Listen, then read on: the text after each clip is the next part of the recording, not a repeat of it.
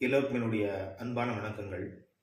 வணக்கம் அப்படின்னா என்ன அப்படின்னா, உடலால், மொழியால், மனதால் நான் என்னால் எனக்குள் இருக்கும் இறைத்தன்மையால் உங்களுக்குள் இருக்கும் இறைத்தன்மையை வணங்குகிறேன் என்பதே இதன் பொருள்.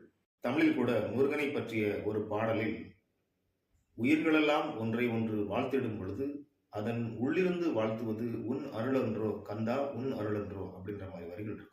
இந்த அளவுக்கு வணக்கத்தினுடைய சிறப்பியல்புகளை இறைவனால் இறைத்தன்மையால் ஏற்படுகிறது என்று கூறுகிறது தமிழ்மறை. உடலால் என்றால் இரு கைகளை கூப்பி வார்த்தையால் சொல்லால் வணங்குதல் என்பதுடன், மனதால் உங்களை மதிக்கிறேன் என்று 3 செயல்களும் தொடர்புடையதாக இந்த வணக்கத்தினை நாம் அறிகிறோம்.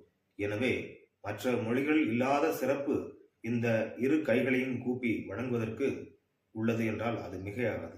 ஏனென்றால் இது யோகா சம்பந்தமான ஒரு முத்திரையாகவும் பார்க்கப்படுகிறது. நமது கைகளில் உள்ள 5 விரல்களும் 5 பூதங்களை, அதாவது வானம், காற்று, நீர், நெருப்பு, நிலம் என்பதை குறிப்பதாக வைத்துக் கொண்டால், அப்படி 2 கைகளிலும் உள்ள 2 விரல்கள் இணையும் பொழுது இந்த பஞ்சபூத சக்திகள் அனைத்தும் ஒன்று சேர்ந்து நாம் முழு மனதுடன் உடலால், மொழியால், மனதால் திருப்புறம் உள்ளோருக்கு நாம் மரியாதை செலுத்துகிறோம் என்பது இதன் பொருளாகும். மற்ற எல்லா மொழியிலும் இல்லாத ஒரு சிறப்பு தன்மை தமிழ் மொழியில் தமிழருக்கு உள்ளது என்றால் அது மிகையாகாது. முன்பெல்லாம் கூட இரு பெரும் உலக தலைவர்கள் சந்தித்துக் கொள்ளும் பொழுது கைகளை கொடுத்து கை கொடுக்குதல் என்பது ஒரு நடைமுறை பழக்கமாக இருந்தது.